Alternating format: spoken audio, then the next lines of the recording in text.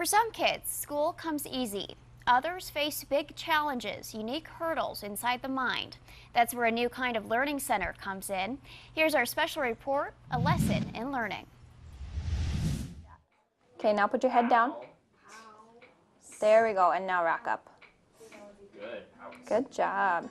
On the floor, doing what looks like yoga, is where Peyton's session begins. Where should your eyes be looking while you're doing this? To the wall. Right. She just finished the 3rd grade at Holy Rosary. Twice a week, you'll find her here, starting with strengthening the core, then heading to the table to tackle letters. I think we have spell read next. Yeah.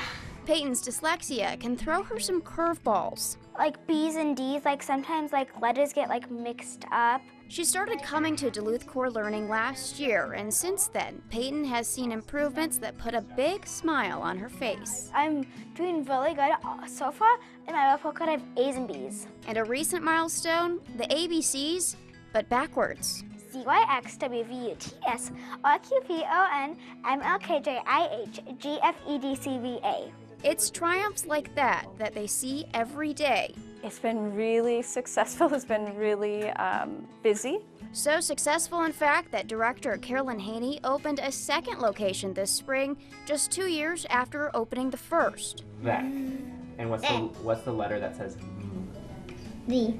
Okay, And with so school B. out for the summer, lessons are ramping up. A quick glance around, you'll see it's not your conventional classroom.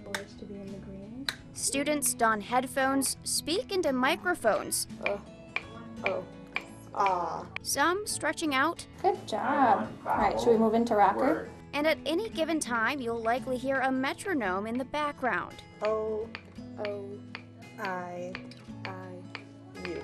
Its steady rhythmic beat is a tool used throughout sessions. The metronome is an organizing factor. So it essentially creates file folders in the brain, and then we teach them how to access and which file to go to.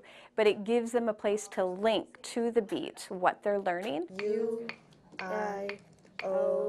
The program's quick growth may be because there's not much else like it. Carolyn, a former public school counselor and teacher, saw a need and took action. When someone is struggling at school and they fall in this kind of no man's land, this gap area where they aren't low enough necessarily for special ed, but they're also not close enough to the benchmarks. With a master's in educational psychology, she says that we now know more about the brain, and we're learning more about how we learn. It used to be the idea was that you're born and your brain is what it is and you deal with it, you accept it.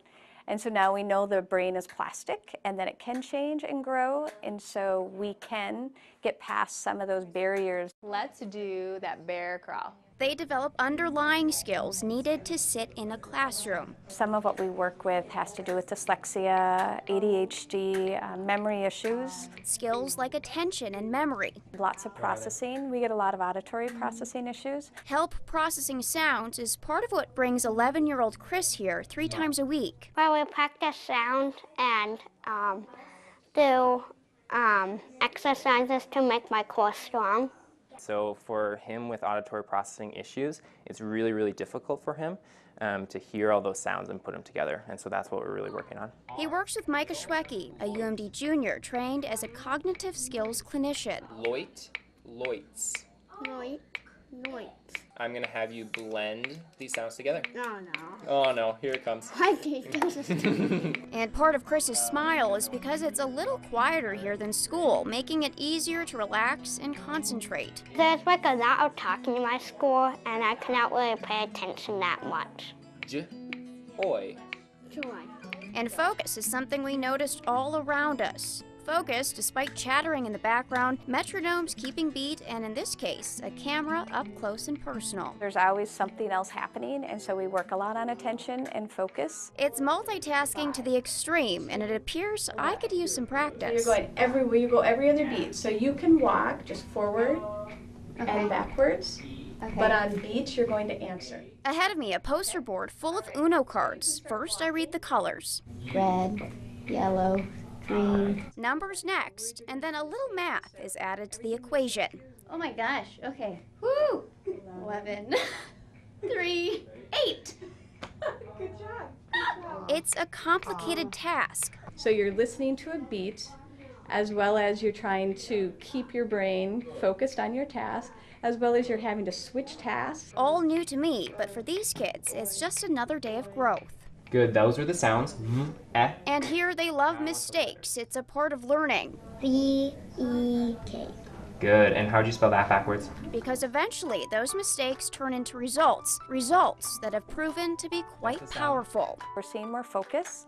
We're seeing more independence and efficiency in their learning. Grades are really jumping. We're seeing them be able to feel confident. Those skills are long-lasting and life-changing, making the classroom no longer a place where some kids struggle and fall short, but a place to thrive and flourish. When I come here, it's like a special kind of place to help me. The Duluth Core is right now full of kids. Carolyn says they take all ages. Their oldest student was 75. If you're interested in learning more about what they do, an informational session is coming up. Those details are at WDIO.com.